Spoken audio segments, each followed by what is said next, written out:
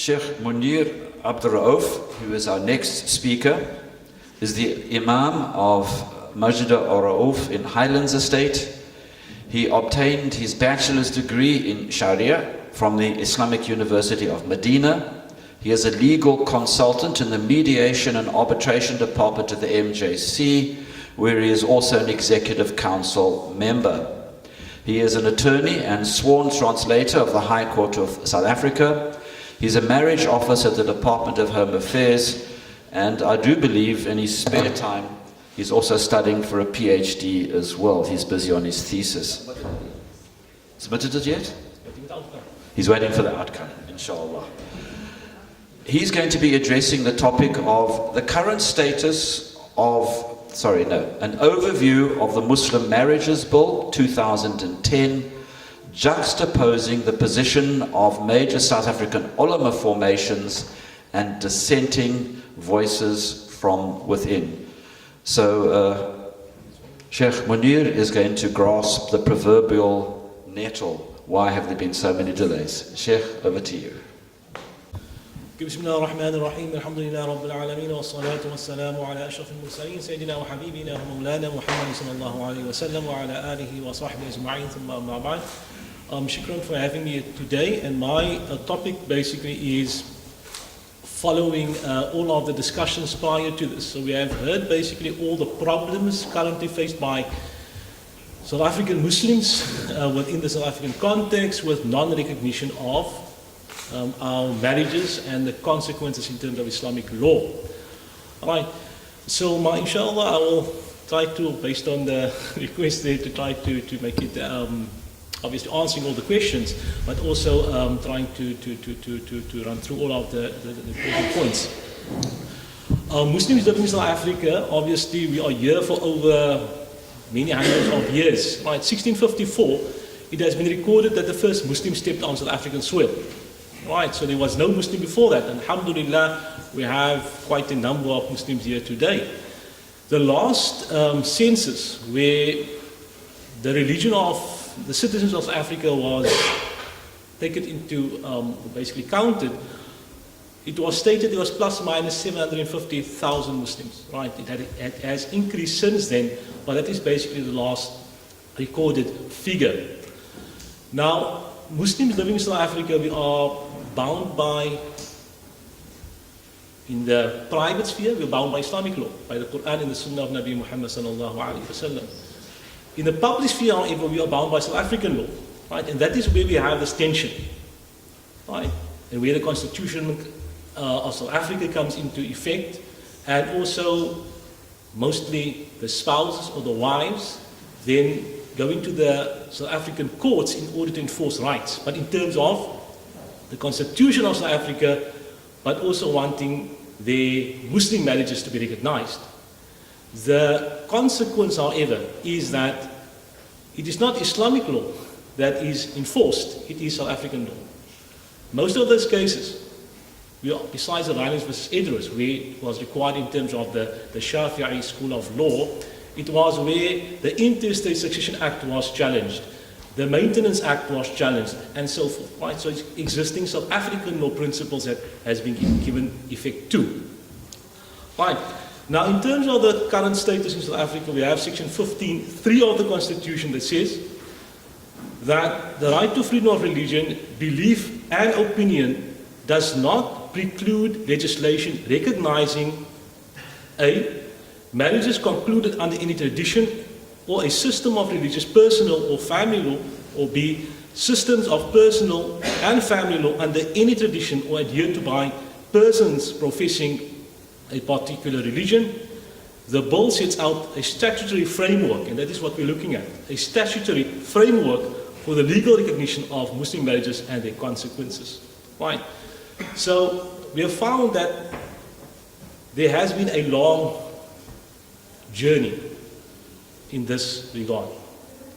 There was a project committee, there was a 2001 bill, there was a 2003 bill, and there was also a 2010 bill. Right. The contents of these bills was also different. Muslim judge, non-Muslim judge, assessors, non-assessors, right? There were a number of changes. My presentation here today is to look at the current 2010 version of the bill and whether that is, and what it is about, and whether or not it is in the benefit of Muslims living in South Africa today. Right. Now, if you look at the long title of this bill, it states that the purpose is to provide for the recognition of Muslim marriages. And this is important because most of the cases discussed, we're looking at the marriage not being legally recognized as, in terms of a statute, as a marriage. Some of the consequences, yes, in terms of the Intestate Succession Act, in terms of this act, in terms of that act, but the legal nature of that Muslim marriage is not recognized.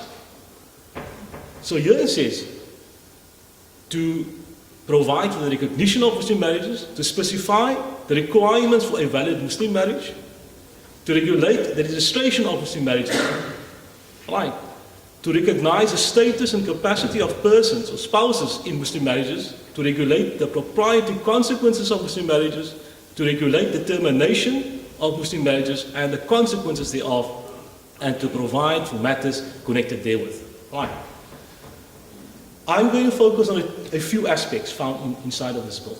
Right? Not all of them, but a few.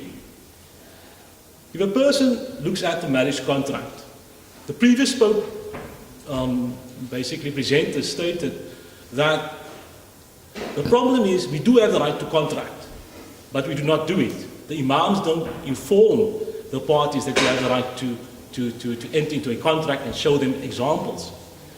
In terms of the Muslim Marriages Bill 2010, it states therein that it is a requirement that the marriage officer, the Muslim marriage officers which we have here in South Africa currently, the intention at that time, the minister stated that if the Muslim Marriages Bill becomes an act, they will do something in Parliament that automatically takes those marriage officers and they are used for the Muslim Marriages Act.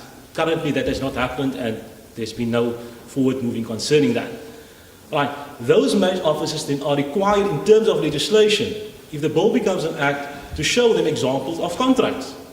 And that would be out of communal property, any further conditions that could be put inside of this contract. That is one of the benefits of having the bill enacted. If we look at the issue regarding polygynous marriages, right? Okay, this is more for the men. But in terms of the current status, these 100 marriage officers or more, if they then solemnize a marriage, it will be in terms of the Marriage Act of 1961, which only allows for one husband and a wife, which is different to the Civil Union Act. Right. There's no possibility of the second, third, and fourth marriage. If, however, they decide to marry in terms of Islamic law, right, then there's this big problem, as in the Musa versus Hanika case, where the one was married in terms of Islamic law, the second one also Islamic law, then later on in terms of the Marriage Act of 1961, we have these problems. Had the Act been in place, there would be certain procedures that had to be followed in order to regulate the consequences of the polygynous marriages, certain requirements before entering into a polygynous marriages, it would have been, and also in terms of Islamic law, as this current status of the bill has been accepted by the vast majority of the members of the United Ulama Council of South Africa. If a person looks at the divorce, right, it has also been mentioned that, yes, there are certain difficulties faced by women, right, when wanting the divorce. Right. In the very act or bill currently, it gives the possibility of tafwil talaq, as Advocate Esop has stated there. So the possibility is found inside the bill. We could agree to that. In the event where the wife would want to leave the marriage or divorce the husband, this would be a possibility. If that was not the case, the provisions found in the bill makes it actually quite easy for her also to leave the marriage, if she so wants, which has the provision of irretrievable breakdown of the marriage, which is also accepted by the vast majority of the members of the United Ulama Council of South Africa. Prescription, right, another issue, right, a very specific case, Ryan versus Edwards. She could only claim maintenance up to 3 years because of the Act. The bill states that in the event where a husband owes his wife arrear maintenance, right, and even if it exceeds the 3-year limitation for normal debts or for ordinary debts, right, the Prescription Act shall not apply to that specific marriage with regard to this issue. Right. So there are many benefits where the Islamic law principles would then find application, which is different to the current status. Right. They've used the word chaotic development of case law, and obviously that is open to discussion, but definitely there was changes, but not necessarily in terms of Islamic law. Right. So if you look at the bill as a whole, there are these advantages. Firstly, the legal recognition. There is a regulatory framework, right, and Islamic law would be applied. That is the crux of the matter. Islamic law would be applying. Obviously, as to the contents of Islamic law, we can go back to the very first speaker who spoke about how do we apply Islamic law within the South African context. We can then discuss those details as well. That is open to debate. But at the end of the day, it was based on the principles or the findings found in the Sharia. The disadvantages, however, I have to state that as well. There are certain disadvantages, right, in the bill that could be brought up by the proponents, right, by stating that I'm a Shafi'i, I'm a Hanafi. The bill does not specifically deal with one school of law, right? However, this is not something new. It has applied in many other countries, in Muslim majority countries as well, with examples of Syria and Egypt, who do have codified law, not specifically in the Shafi'i or Hanafi or Maliki, but they make use of various opinions and then they codify that into the law, right? So that should not really be a problem as far as saying that we are now changing the Sharia. We may be making use of a different opinion and applying it in a piece of law, but it's still within the confines of the Sharia. The second point is the constitutionality, right? And that is, I think, the main point here, right? Any of these provisions could be challenged on constitutional grounds, right? I will not touch on that part of the presentation. I'll very briefly look at it because there's a presenter that will be discussing this in much more detail, right? But from an Islamic law point of view, right, if any of the provisions in the bill, if enacted, were found to be unconstitutional, right, then it is changed, right? So it's not within the general accepted fiqh opinions. However, it does not mean the Sharia is changed. It means that maybe the provisions in the bill in the Act has changed. It did have no impact on the Quran and the Sunnah. The Quran and Sunnah is still there. Right, the same way in the event where if a person passes away, currently in terms of the Daniels versus Campbell case, Hassan versus Jacobs case, when the spouses are entitled to claim in terms of the Interstate Succession Act 81 of 1987, by no way did that change the Sharia. Sharia remains the Sharia. The Quran, Surah An-Nisa, verse number 11, 12, 176 is still there. However, it just means that application or the right of those spouses to claim inheritance in terms of a South African context is available based on those constitutional court cases, right? So if that happens, right, it should not also be such a big problem. The current status, and this is what I would conclude with, is that when looking at the bill as a whole, the advantages seems to outweigh the disadvantages. And the disadvantages are not certain as well. The main disadvantage might be the constitutionality thereof. And there are many proponents that are stating that it might pass constitutional muster, and others say it might not pass constitutional muster. At the end of the day, it lays with the Constitutional Court. They have to make the final decision. But prior to that, I would say it would be in our best interest, based on these few aspects that I've looked at, that we should at least try to have this bill enacted. And I conclude with that. Shukran. Sheikh Munir, shukran for that. And I'm going to call on our next speaker, who has the unenviable task of having to summarize, talk, present just before lunch. Shame. But to introduce him, Sheikh Dr. Dawood Terblanche, Diploma in Arabic Language from University of Medina, Bachelor's degree with honors from the same university in 2002. In 2007, a Master's degree in Ancient Languages and Cultures from UNISA. In 2017, a PhD from the University of KwaZulu-Natal, graduating in 2018, specializing in halal studies. He's published extensively in IPSA's journal, and he's also had his work published in Turkey, presumably translated into Turkish.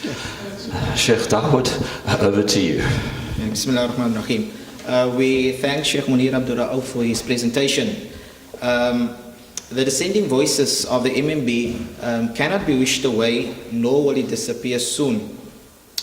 The views against the current form or the constitutional challenges it may face when enacted may or may not be relevant. The main concerns and contestations against the current form of the MMB are, number one, speculations that it may be incompatible with South Africa's constitution, and number two, that it compromises Muslim personal law. Although the above presents worthy points to gather support in opposing the MMB in totality, it equally presents an opportunity for proponents of the MMB to forward scholarly responses while the advantages of it outweighs the speculative disadvantages. The opposing voices believe that they have a moral and religious obligation to protect and defend Islam. Yet one cannot deny that some of the opposing voices may be plagued with traces of double standards. Such double standards undermine the fundamentals of Islam, a thought that barely crosses the minds of the dissenting voices who will use the same kufr court system that they oppose to challenge the MMB. In my opinion, we have not attempted to understand the underlying causes why the MMB is being challenged from some quarters. Before attempting to understand and respond to these opposing voices, we must study the root causes and the ideological tendencies that influence these positions. In a study conducted by Dr. Musaji, he asserted that many jurisconsults from the Indo-Pak subcontinent are trained to legally justify rulings within the restricted ambit of the Hanafi madhab, without ostensibly considering or resorting to cultural considerations. The emergence of the ulama as a formidable force in the Indian subcontinent crystallized after the collapse of the Muslim rule in the 18th century, as you also state. The need for religious guidance was further precipitated by the intrusion of a foreign force whose political power matched by its ideological and cultural vigor. If the Muslim political structure could not be restored, at least the Islamic value structure should be protected and preserved in its purity. The ulama were convinced that the breakdown of traditional society would expose Muslims to the cultural and social influences of the dominant force, and that they would run the risk of losing their identity, as stated by Musaji. Some scholars thought of the foundational role as that of the jurisconsult. At the center of it is complete obedience and total submission to the Sharia. Many scholars are extremely loyal followers of the Hanafi school. In the late 18th century, they were very proud of this fact and were convinced of the superior status of the Hanafi school versus the other legal schools. They also believed that the founder of the Hanafi school, the respected Imam Abu Hanifa rahimahullah, possessed a legal acumen unsurpassed by any subsequent school. It is worthy to note that these tendencies are still prevalent. Although at times it is vehemently denied, as in the halal industry, the living reality is witnessed in many masajids in the north of South Africa. In 2010, the Majlis al-Ulama in Port Elizabeth explained the reason why many Hanafi ulama believed that their madhab is superior. They asserted that, and I quote, "Regarding the madhahib, we follow one particular madhab because despite our belief that all four madhahibs are the haqq, we do not believe that they are all correct. We are Hanafis because we believe that the Hanafi interpretation of the Quran and Hadith is correct, with the possibility of there being error and the possibility of other madhahib being right. But essentially, we believe that other madhahibs have incorrectly interpreted the Quran and Hadith. Hence, we follow Imam Abu Hanifa rahimahullah." Unquote. Some scholars who oppose the MMB have these tendencies, while others who were trained in similar institutions are more progressive in their thinking. To navigate beyond this realm of thinking, it has become imperative to incorporate a more inclusive codification of Islamic law by including opinions of other great scholars, as stated by Sheikh Munir Abduroaf. The Muslim Judicial Council, established in 1945, may be in the best position to drive for the recognition of the MMB. They have transitioned beyond some of these prevalent ideological tendencies of ulama trained elsewhere. Dr. Rafuddin always opines that traditionally, most Muslims in the Western Cape have followed the Shafi'i school, legal school. However, the ulama of the Western Cape, as represented in the MJC, have been rather eclectic in their approach and have freely adopted from the Hanafi or other schools where they feel that such would be in the greater public interest.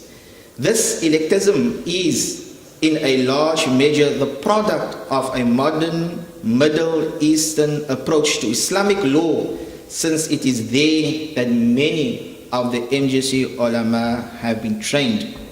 For the MMB to gather greater support, it requires a mind shift and institutional transformation that advocates the spirit of the Islamic law. One may also argue that there is an inability to differentiate between fiqh and sharia, as discussed previously. While one is divine in nature, the other is founded on transformative justice that is culminated in the higher objectives of the sharia. This provides a legal framework for scholars to respond to contemporary questions without compromising their Islamic identity. The call by Sheikh Yusuf al-Qardawi for the adaptation and change of traditional orthodox views for Muslim minorities have been met with approval amongst reformers, but rejection amongst conservative ulama who question the permissibility of reformation of the law. The adaptation of fatwa can be attributed to the principle of ijtihad, which allows jurists to derive laws to address the needs of Muslims in different times and places. The MMB is drafted within the codification of Islamic law and is also informed by fatwa, a discursive formation. What is meant by discursive formation is judicial rationalization, how a legal opinion is arrived at together with its consequences. This discursive formation is formed through judicial rationalization of the principles of Islamic law founded on the primary and secondary sources that allows one to arrive at a verdict. In no way has the proponents of the MMB compromised the Islamic identity of Muslims. Rather, they have been true to the fundamentals of Islamic law by incorporating justice and public interest into it. Tariq Ramadan asserts that maslahah ijtihad and fatwa allows Muslims to retain their Islamic identity. In addition to the current discourse on the MMB is a self-righteous disposition that permeates in the camp of the dissenting voices. Mas'ud states that for some jurisconsults there are two requirements for issuing of a fatwa: knowledge of Islamic law and piety. This ideological belief seems to find its root in many religious matters, like in the halal industry. SANZAF, who is predominantly aligned to the Deobandi ideology, have been influenced by this identity. Rafuddin asserts there is a close link between SANZAF's fatwa and concept of taqwa. He opines that SANZAF's view on halal cannot be delinked from the wider discourse on the concept put forward by the Deobandi school. As a very self-conscious part of this school, they naturally integrate its concern with hadith and its spirituality into its approach on halal. Halal is not simply a matter of Islamic legal judgment, but also has to be linked to other elements of an integrated Deoband discourse. Caution with regard to halal is an inevitable consequence of this discourse. For SANZAF, taqwa and fatwa are perhaps more closely linked than it is in the case of the MJC. Often little attention is given to the sufferings and ill treatment of women in Muslim marriages. The recourse that they have to justice is minimal, and even worse when they are financially restrained. Thus have they turned to the courts for relief, and will thus be subjugated to the laws of the land. Muslim organizations who often mediate and arbitrate in marital affairs have no judicial powers to enforce justice, as we've heard previously. Those opposing the MMB have not provided any solutions, recommendations, or alternatives how the rights of women will be protected in Muslim marriages with the above limitations in the absence of a regulatory framework in the form of the proposed MMB. It is worthy to mention that some couples intending on tying the knot are not well informed in the laws of an Islamic marriage. The first error of many is a failure to relate to the Arabic description of Abdul Nikah and the advice to be found in the longest verse in the Quran, which is Ayah Dain, verse number 282 in Surah Baqarah. The discussion of kafa'ah and maintenance are often not treated with the attention it receives in Islamic law. Many marriages are conducted today without signing a marriage contract that will govern the marriage or that will reference the consequences in the event of the dissolution thereof. Implementing this will mitigate many issues currently experienced by some spouses, as stated by Advocate Fatima. The husband may have 3 talaqs in his possession that may not be administered properly, but the wife must also know her right to fasakh, to khul, and tafweedun nikah. For Muslim personal law to undergo transition and change is a natural process rooted in the Turath of Islam. Sayyidina Umar ruled in his caliph that a divorcee married before she had completed her iddah were to be separated immediately and that they were forever haram for each other. Sayyidina Ali decreed that after the divorcee's first iddah had expired, she could remarry her ex-husband from whom she had to separate to complete her first husband's iddah. In another example, Sayyidina Abu Bakr did not allow brothers to inherit from their deceased brother's estate if there was a grandfather who survived the father who died. This view is based upon, in the absence of the father, the grandfather takes his place and as such his share of the inheritance. Sayyidina Umar opined that they are allowed to inherit a compulsory share with their grandfather. In conclusion, the MMB, which is also driven by the usul principle of maslahah, is underplayed by those opposing the proposed bill. This is not taken into consideration, which perpetuates the current status of women in the absence of a regulatory framework. The Sharia, which is founded upon justice and public interest, secures a harmonious relationship between Islam and other legal systems.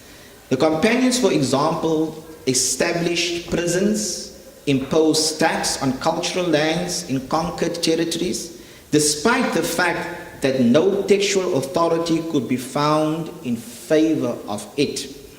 It is also interesting to note that Sayyidina Umar radiallahu anhu suspended two laws founded in the primary sources, the Quran and the Sunnah.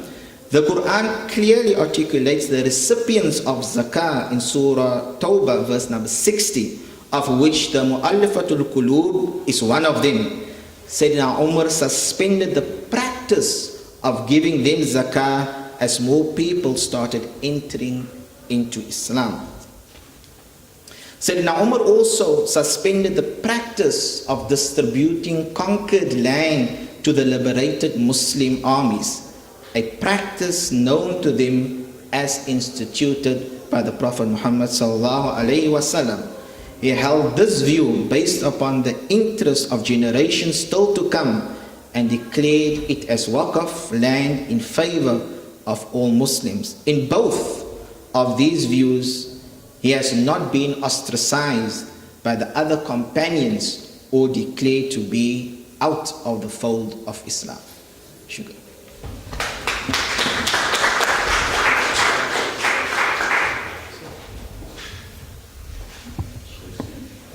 Sheikh Dr. Dawood Terblanche, thank you for your contribution. And Sheikh, soon to be Dr. Advocate Abduroaf, thank you for your contribution as well. At this stage, it is time for lunch and Dhuhr. Sheikh Ihsan, the Dhuhr facilities in the second tent, I presume?